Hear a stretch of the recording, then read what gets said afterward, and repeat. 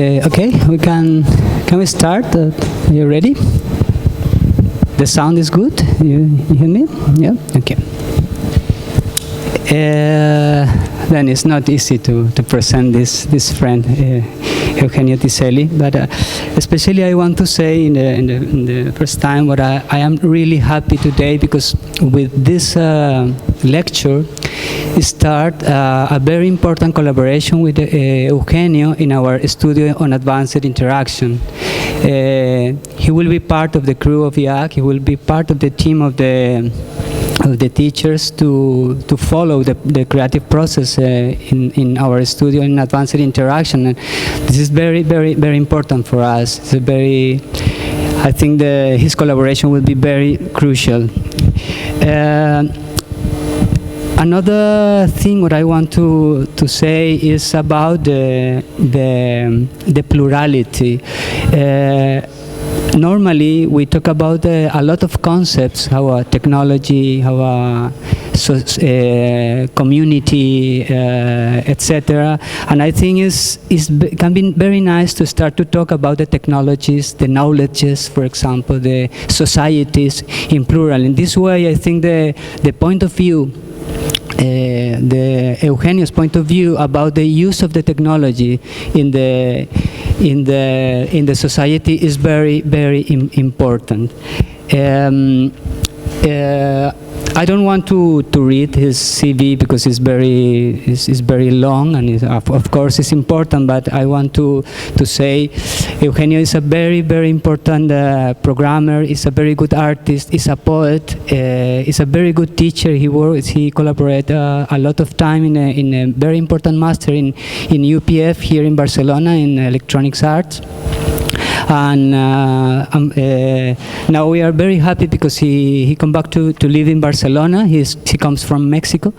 It's a pleasure to have living in Barcelona again with him and share this I don't know how you say this adventure to know something about the relationship between the technologies, the human behavior, the society, etc. Thank you very much, Eugenio, for accepting all the invitation, for be part of our team, and this is your table. Thank you very much for all of you, and this is Eugenio Tisselli, my brother, for all of you.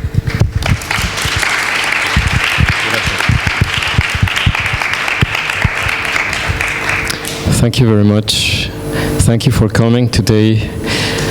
Thank you, Carlos, my brother. Oops. Oh. I hope I don't break everything. If you allow me, I prefer to stand up, so maybe that way you will not sleep. Thank you, Carlos, and everybody here at IAAC for having me tonight. For me, it's very, very important to be here because, as Carlos said, this is like the first step in my collaboration with IAAC, which is a very important step for me. I'm very fortunate to have been invited to collaborate here with you and to be part of the team. So for me, it's a very special evening today. So, as you will see, I'm part of the ROG Agency for Open Culture in Berlin, but now perhaps I can say that I am also part of IAAC. So I'm very, very happy to be here.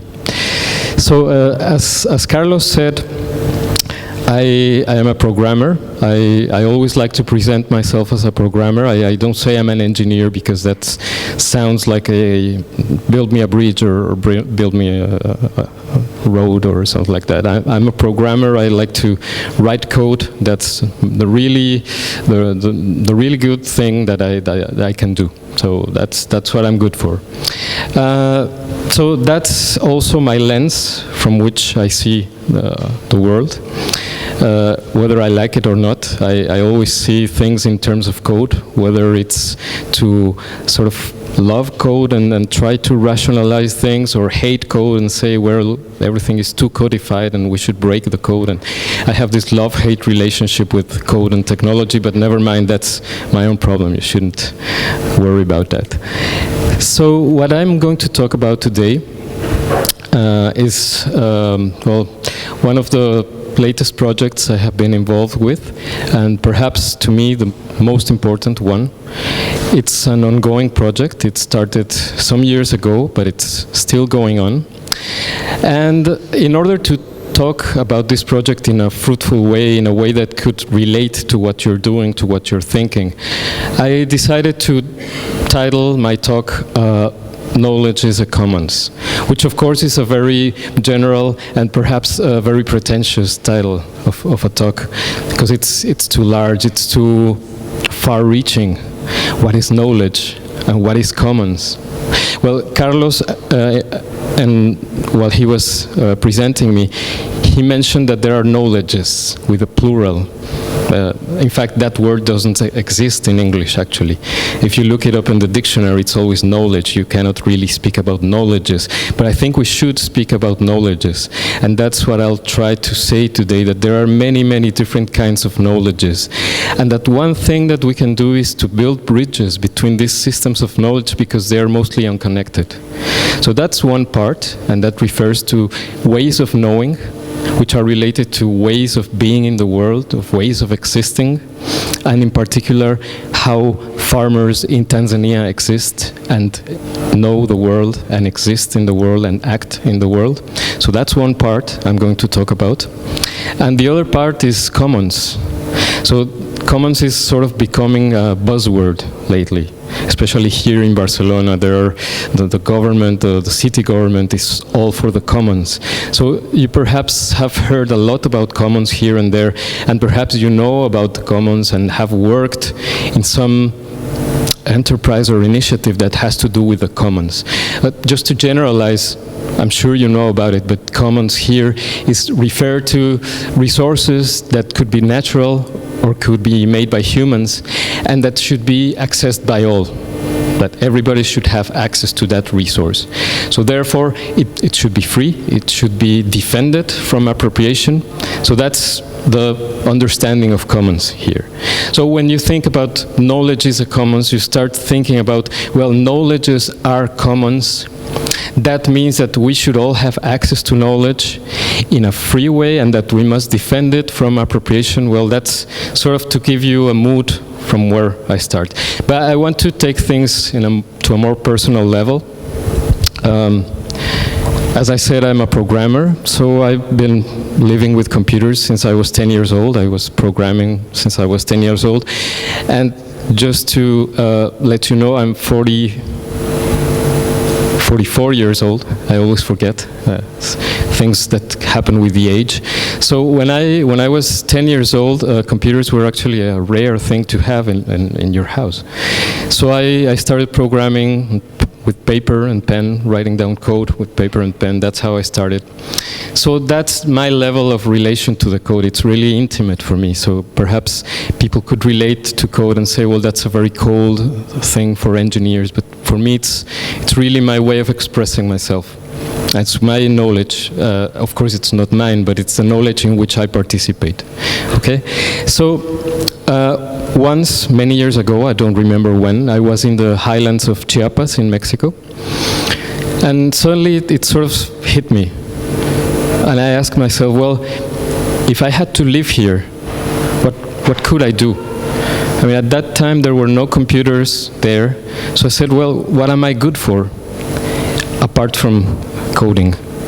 So that's when I said, well, I would, of course, love to learn about farming and learn to do many, many other things. But the real challenge was, how can I do something that is that could be useful here in such a place without leaving my knowledge as an engineer, as a coder? So that's where it all started, basically, but that was just a thought that sort of got things going. Then I got involved in different projects that had to do with communities and mobile phones and the internet. I started in 2003 a collaboration with a Catalan artist called Antoni Abad, and for 7 years we worked together in a project called Megafone, which worked with different communities around the world. And the idea was to work for a short period of time with these communities, which were very diverse among themselves, and to sort of propose to them a medium that was unfiltered so that they could make their voices heard through mobile phones, by taking pictures or recording audio and sending everything to a web page that was accessible to the public. So that's how I actively got involved with communities. So we worked with very, very different communities. We worked, for example, with taxi drivers in Mexico City in 2004. We worked with disabled people. Well, that's not really the right word to say, I'm sorry. People on wheelchairs in Barcelona in 2005. And many, many other groups, ranging from immigrants, refugees. And to me, there was something that was missing there. I said, well, it's fine. I mean, it's a very interesting project, but I need more engagement. I need to feel more involved in a specific type of community, in a specific type of problem, because we jumped from one community to another. So in 2010, my collaboration in this project ended, and I decided to go along that path. I mean, working with technology, with different communities, and specifically with communities at risk of social exclusion, which is a form of exclusion that has many, many different factors, which can be economic, which can be cultural, which can be many, many different types, even environmental. So I decided to go on with this type of projects, and decided also to focus on food. So food is important for me, it's important for you, it's important for everybody. And the moment I realized the importance of food and how wrong are the models which we use to produce food today, then I decided that that was what I wanted to do. I wanted to work with communities of farmers, of small-scale farmers, not just to go out and help. That's a very pretentious thing. I actually wanted to learn from them. I actually wanted to survive, to be able to learn the tools for survival in a world that, as you know, and I don't want to be pessimistic, but as you know, things are collapsing. So I believe farming is one of the basic skills that we should all acquire. So let's see if this works. It does, yeah. So in 2010, beginning in 2011, I got involved in a transdisciplinary group of research. I don't really like to use the word transdisciplinary. I prefer cross-community, because there are some forms of knowledge that are outside academic disciplines, but never mind. I was able to work together with environmental scientists, agronomists, ecologists, and myself in the quality both of a programmer and also artist. So we had a chance to work in Tanzania. When I learned that we had the chance to work in Tanzania, the first thing I did was to run and go to a map and see where was Tanzania, because in my extreme ignorance, I did not know where Tanzania was. So I found it's there. And it's quite relevant, the geographical location of Tanzania. Not just showing off that I know where it is on the map. Yeah, now I know where it is on the map, yeah. But it's very relevant that Tanzania is there, because my hand is a bit shaky, you will see, but this sort of imaginary lines here sort of define a strip of desert, the Sahara Desert, which has actually many names, but is a desert strip, very, very large, across here, more or less. And it's growing because of many factors, including climate change, but also deforestation due to exploitation of wood and many, many other things, also mining. So Kenya is a country that is immediately north of Tanzania. And Kenya is already suffering from droughts. People are not finding enough food to eat because there is not enough water. The weather is getting drier, the temperatures are rising, the rain is not enough to feed the crops. So, and the really big problems, for example, in 2008 happened here in Somalia. In Somalia, there was a tremendous drought in 2008. So refugees had to flee from Somalia, go into Kenya. And in Kenya, things got more and more complex because many of these refugees started to become radicalized politically and ideologically also. So many of the problems that you hear about in Kenya, the terrorist attacks and many of the conflict that is going on, has to do a lot with climate change, with the effects of climate on the weather of Somalia, which causes immigration, which on the other hand has also caused conflict. Now, I'm not saying that this has to happen all the time, and I'm not implying that immigration is dangerous, etc., etc. I'm not implying anything.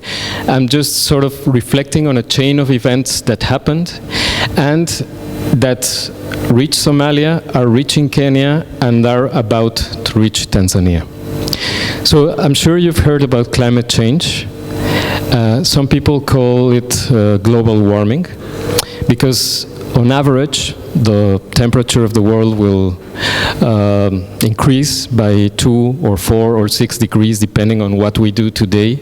So if we try to cut emissions today, we might make it to a 2-degree increase in 100 years, but if we don't cut emissions, it will get worse, etc. So I'm sure you've heard about this. But the point is that calling this effect global warming is actually misleading, because not everywhere the temperature is going to rise, and that's where the complex effects of weather come in. Weather is a complex system. It's not a linear system, so it doesn't mean that temperature is going to rise uniformly in every corner of the world. Actually, the weather behaves in such a complex way that some areas of the world might get colder, there might be more rain in some parts of the world, or there might be less rain in some parts of the world. So what the scientists who study climate change are doing is they're building high-resolution models of climate change. And what does this mean? It means that they're trying to figure out what is going to happen here in Barcelona, and more specifically here in Poblenou. And why? Because, of course, we want to adapt. We cannot stop climate change anymore, so we want to adapt to the effects of climate change. And in order to adapt to the effects of climate change, we need to know what is going to happen in a specific place, because you cannot propose a general strategy to adapt to climate change. It has to be localized. So how are these scientists doing these high-resolution models of climate change? Well, they're actually going out there and trying to take some measurements, of course, temperature, rainfall, wind speed, vegetation, etc. Many quantitative data. Right? So with this quantitative data, they feed this data into their models, and then they try to find out what is going to happen in a specific location.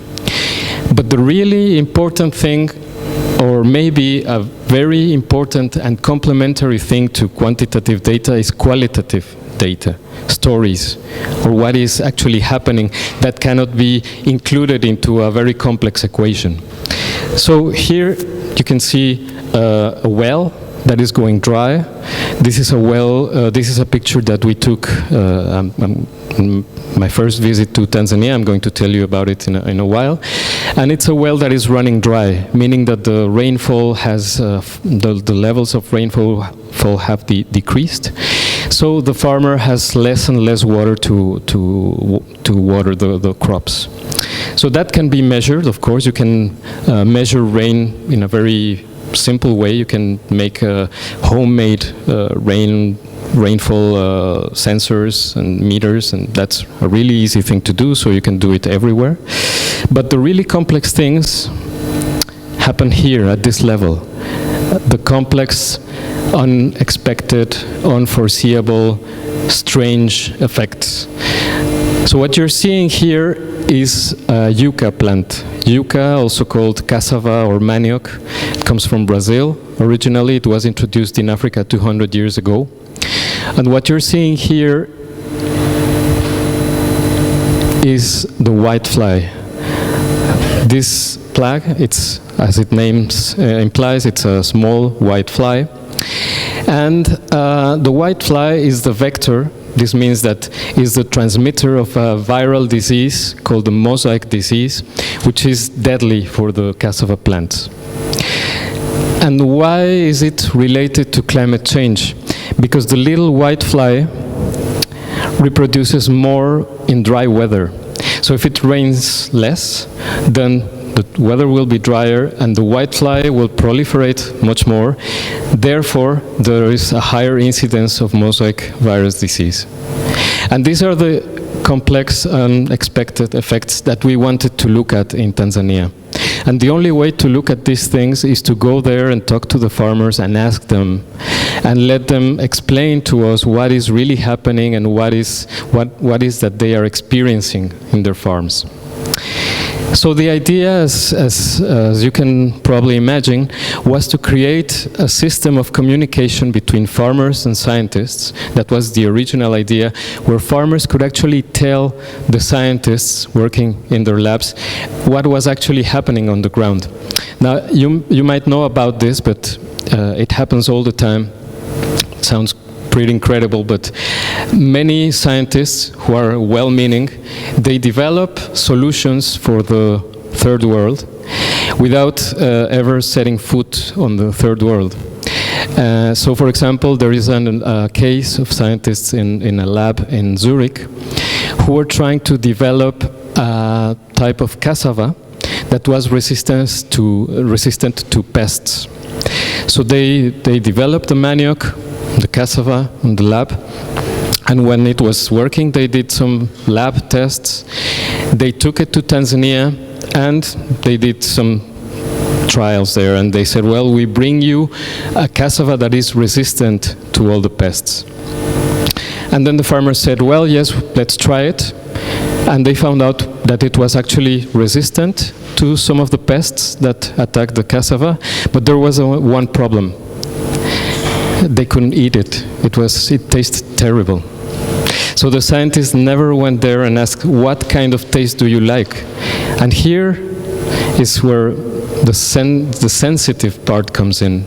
Taste, quality, texture. This is important. I mean, we could have food that is resistant to pests, and wow, that will cut the costs of pesticides and the pollution caused by pesticides, but probably it's tasteless. Yeah, and we're already eating some of that stuff, I don't know. So the thing is to actually build this bridge of communication between two forms of knowledge. That was the original idea. So, okay, I'm going to skip this blah, blah, blah. And January 2011, I went there with my colleague, Angelika Hilbeck. She's one of the foremost experts in biosafety. She's one of the foremost experts on the effects of GMOs and also an agroecologist. So she's really my collaborator, my advisor, my partner. And with the help of Dr. Flora Ismail from the University of Dar es Salaam, the capital city of Tanzania, we contacted a group of farmers that were gathered there. The farmers were gathered there, and I was there explaining to the farmers the idea of what we wanted to do together. The idea was to invite them to see if they wanted to participate in a project where they would use mobile phones and the internet to document the effects of climate change, publish them on a web page, and have some sort of feedback to the local researchers. So you might be thinking about, well, what is actually the access to these technologies in a farm in Tanzania where there probably are no roads, no water, no electricity. And then you might think, well, mobile phones, internet. And that's the same question I was asking myself the first time I went to Tanzania. So I went to the farms. And then I asked the farmers, well, have you used mobile phones? And then they would bring 3 or 4 mobile phones from their pockets, just like this. Of course, not all of them the newest model, but they are using mobile phones perhaps as intensively as we are. And it's quite logical. In a country where there are no roads, you don't actually go and tell somebody, blah, blah, blah, I need this, I need that. You call them. It's quite cheap to call. The rates are really competitive, so it's really something that is affordable. Mobile banking. You might know about it, or you might not know about it, but it was actually invented in Kenya, which is just north of Tanzania. M-Pesa, mobile money, Pesa means money.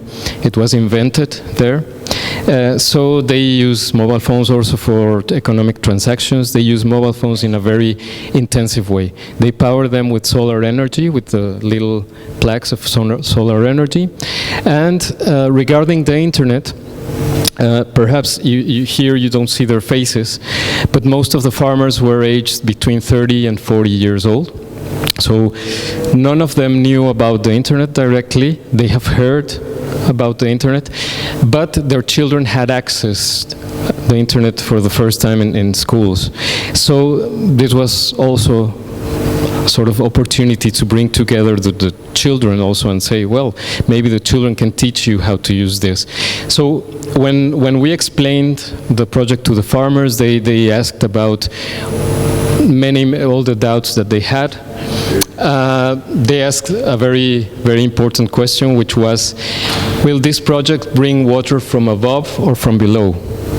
And of course, it's an ironic question, meaning what sort of solution do you want to offer us? And at some point we said, well, we are not offering a solution. We are not offering a magical project that will improve your life just in the course of a few days. We're just saying that we should talk to each other a little bit more. That's basically the thing. So the farmers got together, they talked, and they decided that they wanted to actually participate in the project. We named the project Sauti ya Wakulima, which means the voice of the farmers in Swahili. And that's a web page. You could write it down, or maybe I can give it to you later if you want to browse through the web page when you're at home. All the contents that the farmers uploaded from the phones to the web, you can find them there.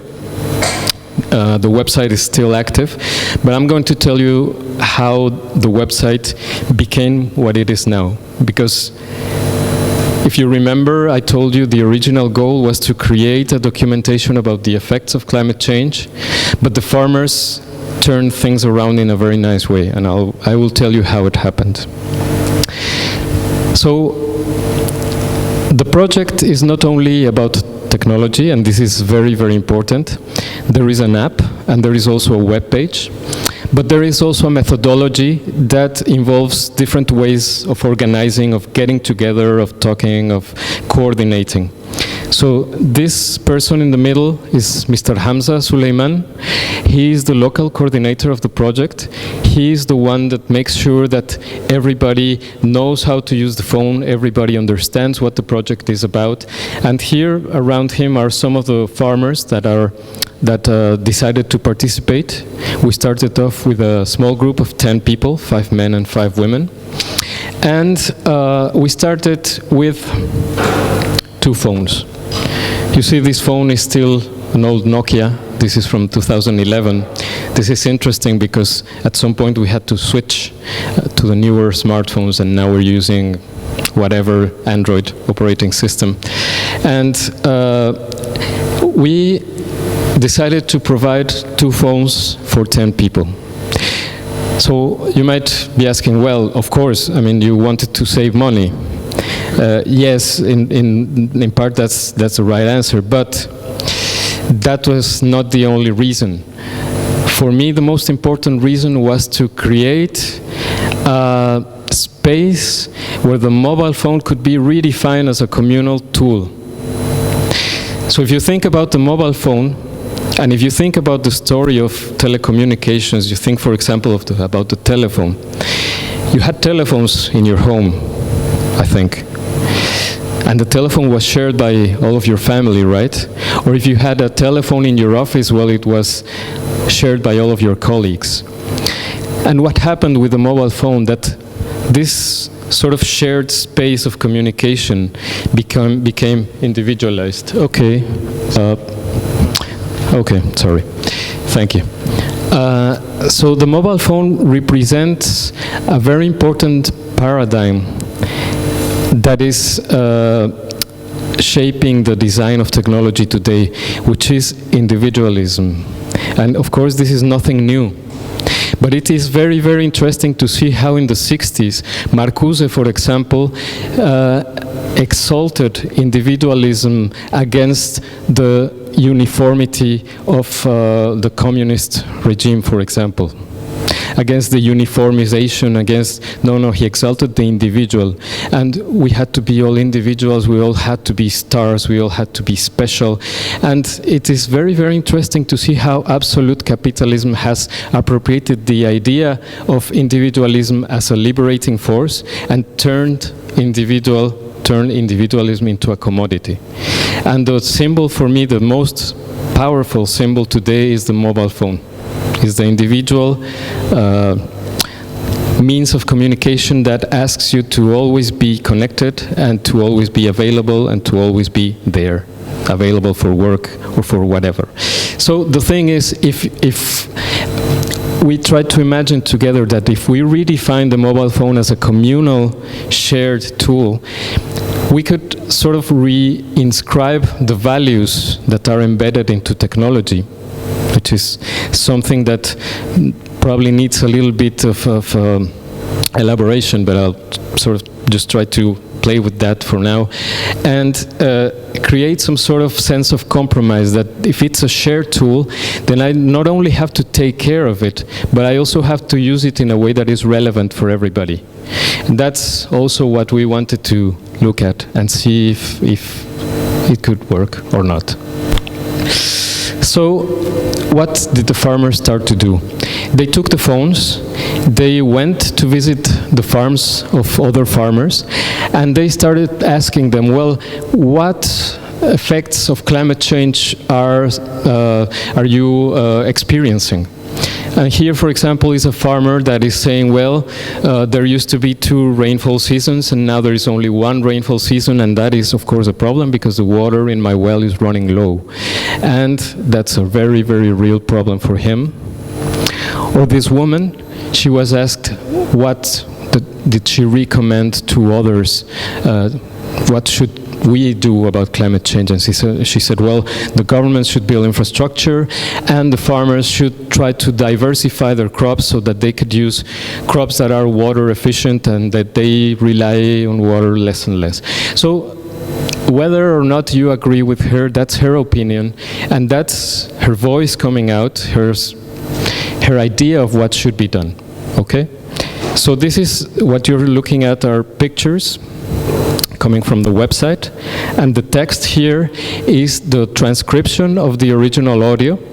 Now the software tool included on the phone, the app, allows you to take a picture, record an audio message, and send everything to the web page.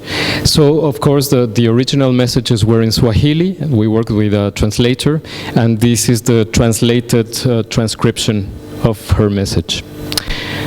Okay.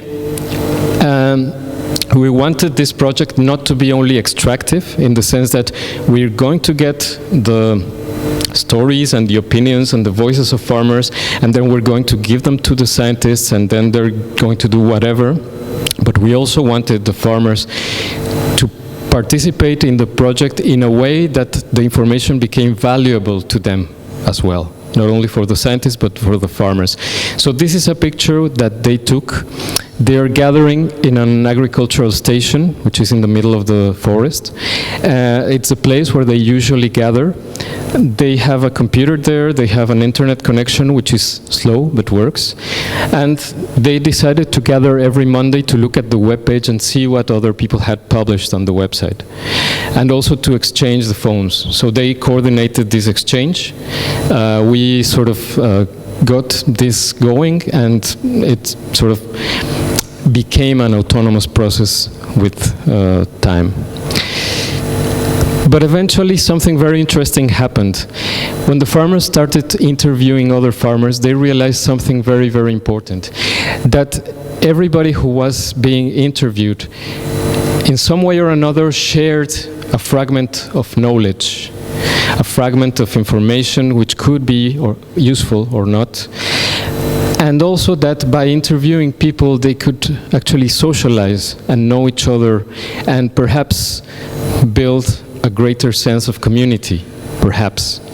So what they decided to do is to sort of switch the research goal, and instead of just focusing on climate change, he used the phones to socialize, to report problems, and to start a process of mutual learning. And this is something that we had not foreseen. This is something that the farmers actually saw. They saw that the project could be useful in that way, and they decided to transform the goals of the project, to appropriate the goals of the project, and to use it in such a way. So when that happened, I can tell you I was very happy, because what I wanted, let's say as an artist, was to create a space that could be autonomous and could be open-ended. That means that I didn't have a very specific goal in mind. So I was very happy that actually the farmers took the ends in their own hands and reshaped the project. But the scientists, they were furious. They said, well, they gave us funding to do a project that has to do with climate change, and now the farmers want to socialize. And I said, well, probably socializing is the best thing that you can do to face climate change. Because if you exchange knowledge, then you can learn something from someone that is vital for what you're doing.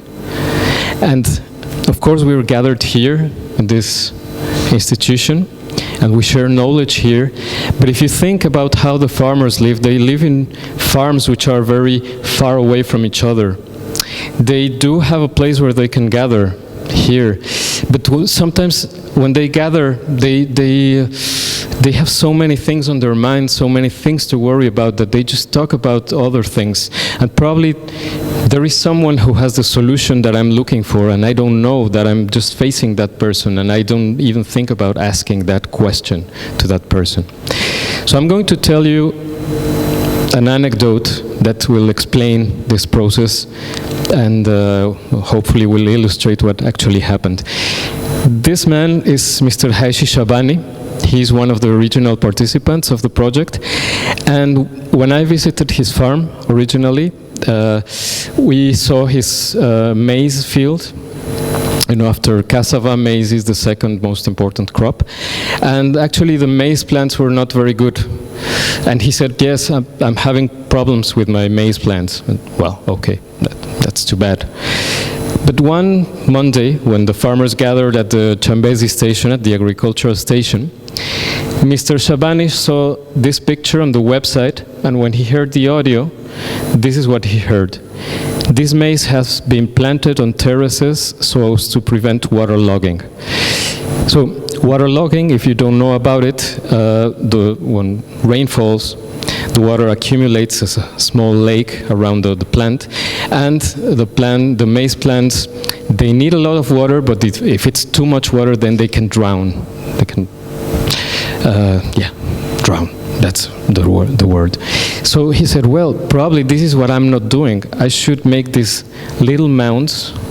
So he went there and actually asked the person who took the picture, well, why did you do it? And that person explained, well, you have to do it in such and such a way because otherwise your plants will drown, etc., etc.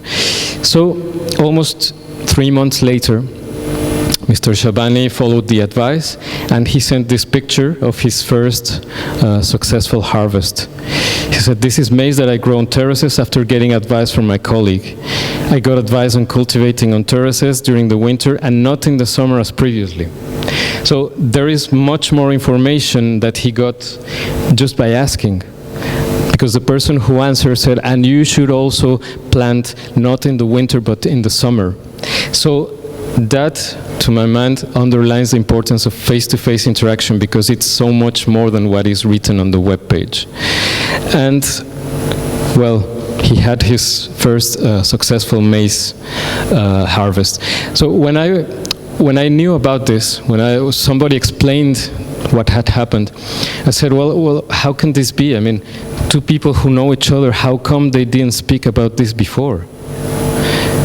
And they said, well, probably when they get together, they talk about Barca and Manchester, and or the price of oranges or the price of lemons, you know? And probably the right question that they need to ask, it needs a trigger. And an image can be a trigger. So that's the value of using images, and that's the value of using voice that can be accessed by all, that it can act as a trigger. And it doesn't mean that you can get all the knowledge just by looking at the web page. It means that the web page is a starting point or the trigger for other types of interaction, and that's where it really gets interesting. So the project moved on. Of course, when the farmers realized that it was becoming useful for them, they started taking a lot of pictures, and they got really enthusiastic about it, to such an extent that even the local government noticed what they were doing, and they gave them some grants to go and document an agricultural fair that was happening in another town. So they sort of became the official farmer journalists appointed by the local government, which was a very great source of pride for them. It was recognition for them.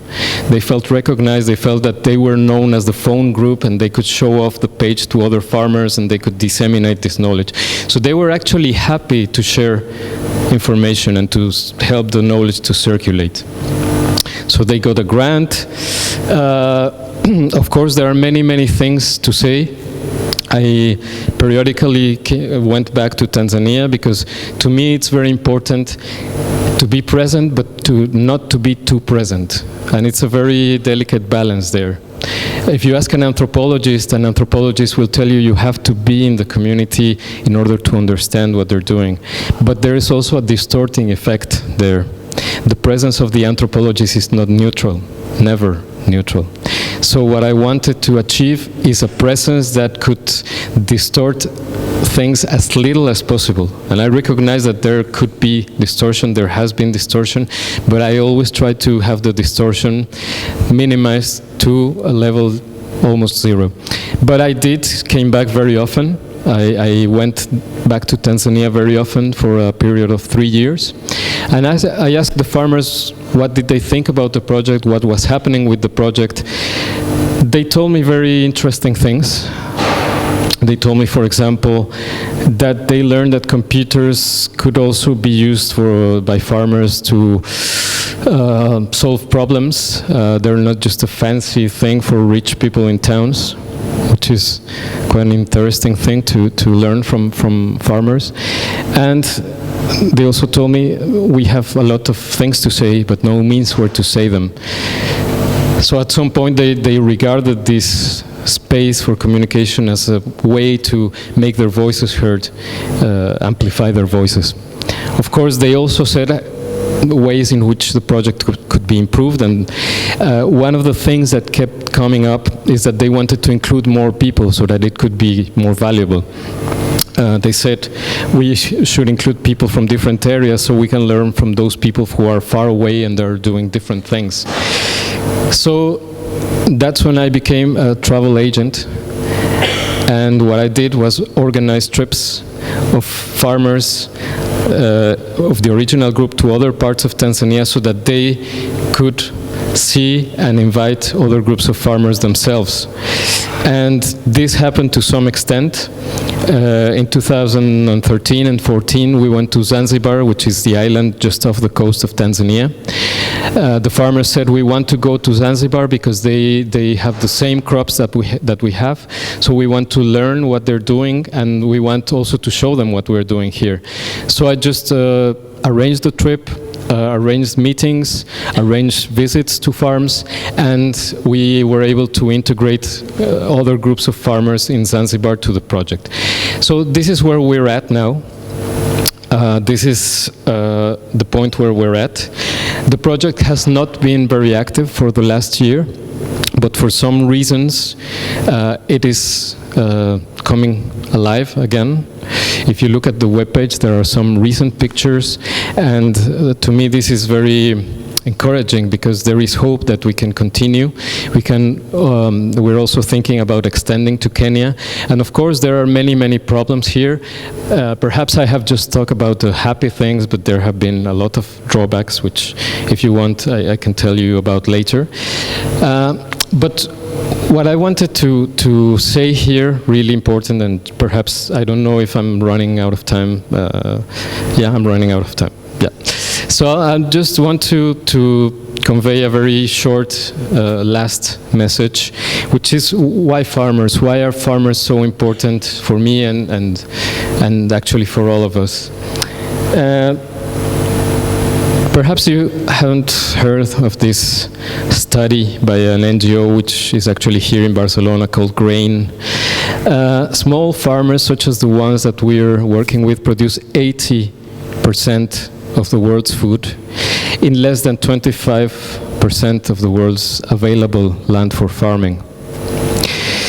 What this talks about is a monopoly. It means that the 75% of land available for farming is owned only by 20% of the farmers, usually in rich countries, which have large spaces for monoculture, mechanized, heavily technified agriculture. But they do produce 80% of the world's food. So when they tell you that small-scale farmers cannot feed the world, probably you could use this data to sort of start a discussion there, because perhaps they can. Perhaps small-scale farming is a way to feed the world in the future. Another thing is that this mainstream model of agriculture, which has the 75% of the arable land in the world, is responsible for CO2 emissions between 44 and 57% of the total. So of course, when I was telling you that the food model that we have is wrong, this is the reason why I think it's wrong. And it's not just me, it's many people who are studying mainstream agriculture versus small-scale agriculture. So why then should we turn to farmers? Well, in one way we want to amplify what they're doing. We want to sort of not only help, but actually learn from what they're doing and see if we can actually do farming as they do in such a diverse and versatile way here in our cities.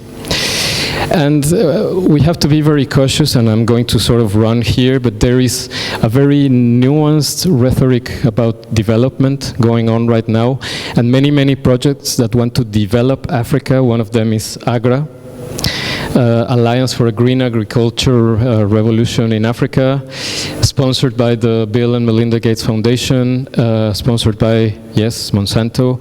And the idea here is that what they're saying is that they will lift African farmers out of poverty, and that every African farmer should become an entrepreneur and play in the global market. So yes, entrepreneurship is gripping the imaginations of small-scale farmers, but this is something that we should all realize, that being an entrepreneur is not for everybody. Only people who have safety nets can be entrepreneurs. And if you don't have a safety net and try to start an enterprise and you fail, because most of enterprises fail, actually, and you're left with nothing, then can you afford the risk? And is there a model that is an alternative to that of the entrepreneur? So one of the possible things that could become a model, and this is not something that we are going to teach to African people, is the model of the commons. We actually should learn from them. And I was reading today an article about a meeting that was held here in Barcelona with Ada Colau and many other representatives of the local government, and they were talking about the commons-based production model. And they say, yes, we should go the way of cooperatives. And what do the farmers in Africa do? They have cooperatives. They have lots of cooperatives. So the co-op model, which we are sort of rediscovering, is the model that they already have. And that's where we should really communicate on that level. Learn from the experience that they have had in the last years with cooperatives and try to meet their experience with our need for cooperatives in order to disentangle this sort of dictatorship of competition, entrepreneurs, etc., etc. So, software involved in this project, just to finish very quickly, the name of the software is ojoVoz. It's open source. You can download it, you can try it, you can use it in your own projects. Then here there are other projects that I've done. Some of them failed. I'm not showing the failed ones, but I can talk about them later if you want. I've done a project with communities in Mexico, mostly around Mexico City, and that's it. Thank you very much. I hope I didn't bore you.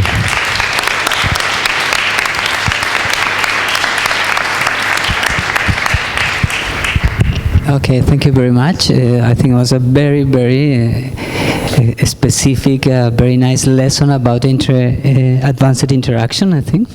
Thank you very much. I think his point of view about the use of the technology is really advanced. Normally, we understand the advanced technology, how a new technology or the last technology, but this is the military domain, I think, the last technology. I think this point of view of the use of the technology in the communities is very, very important and very nice. Thank you very much. And now, of course, if anybody have some questions, I want to say how I say in the beginning, Eugenio from now will be part of our faculty in the studio in advanced interaction. Then will be part of the family in this IAAC. Then if you want to contact any moment, of course, is absolutely viable. Then if anybody have any question, of course, is the moment to have. Okay. I have the question you were telling about the connection, Pobleno and the adaptation of Pobleno in here, and you didn't mention it in the lecture, and I'm curious about what did you wanted to tell about that. Yeah, thank you. Well, actually, it was just an example to sort of bring it home. You know, when we talk about climate change, it seems such a big thing, so removed from our daily life, that we sort of think, well, there's nothing I can do, really. I mean, it's I can stop using plastic bags and try not to use cars, but it's such a big thing.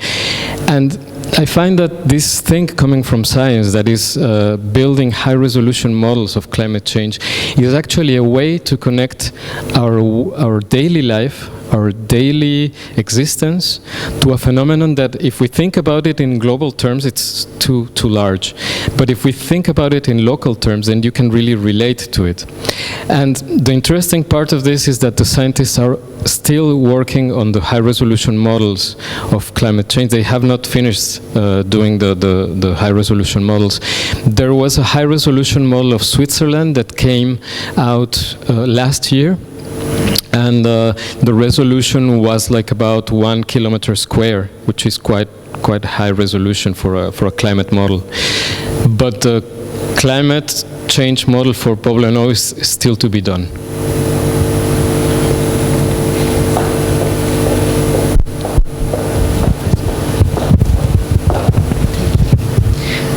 Hello, I wanted to know about the drawbacks of the project that you were telling about at the beginning.